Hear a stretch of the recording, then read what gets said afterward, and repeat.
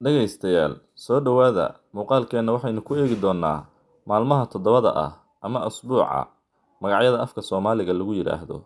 Sidaan ognahaba, Sabti iyo Axad iyo Isniin iyo Talaad iyo Arbaco iyo Khamiis iyo Jimco waa kelmado Carabi ah.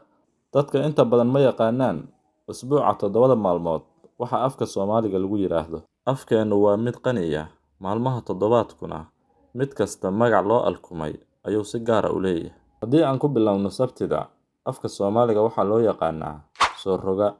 Axadana waxaa la yiraahdaa koowin. Isniintana waxaa la yiraahdaa laamin. Talaadada ama Talaatadana waxaa la yiraahdaa labtako.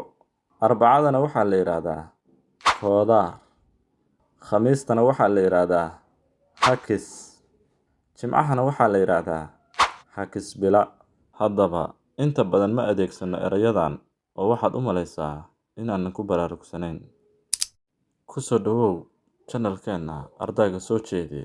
Subscribe dhaho, gambalaalkana furo si aad noola socoto.